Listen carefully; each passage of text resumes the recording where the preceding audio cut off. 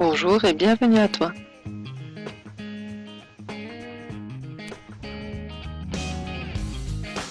Je vais te rappeler la technique opératoire de la multiplication sur des nombres décimaux.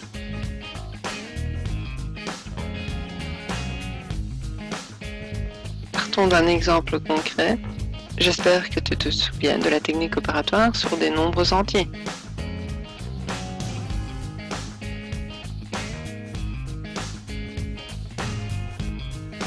Observe cet exemple et tente de le compléter.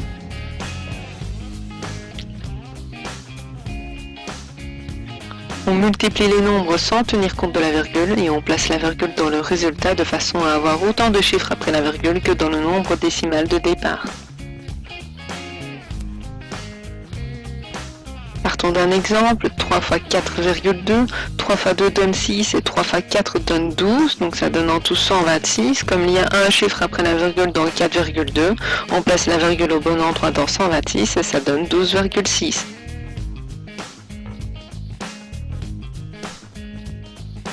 Partons d'un exemple pour voir la technique opératoire de la multiplication sur des nombres décimaux. 8,45 fois 54.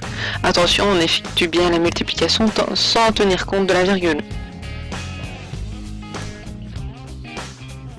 On commence en multipliant les unités entre elles, donc 5 fois 4, ce qui donne 20, et on reporte le 2 sur le côté.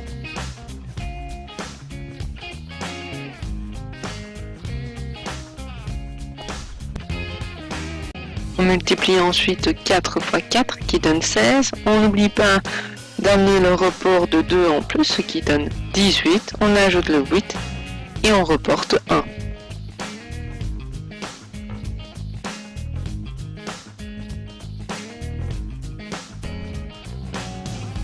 On effectue ensuite 4 fois 8 qui donne 32. On ajoute le 1 du report qui donne 33 et on écrit le 33 dans le calcul écrit.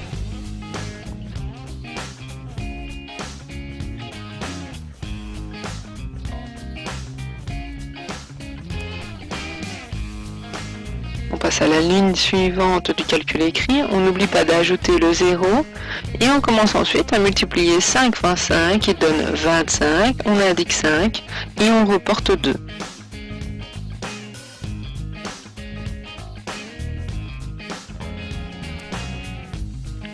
On multiplie 5 fois 4 ensuite qui donne 20, on ajoute le report de 2 qui donne 22 et on n'oublie pas de reporter le 2 de 22.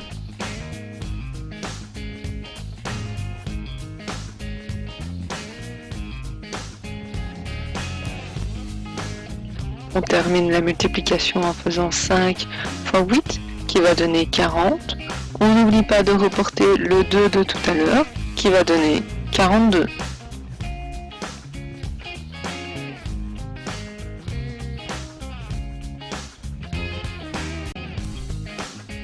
On additionne ensuite les deux résultats, 3380 plus 42 250. On n'oublie pas d'additionner en commençant par le chiffre des unités et de bien reporter les retenues, ce qui donne 45 630.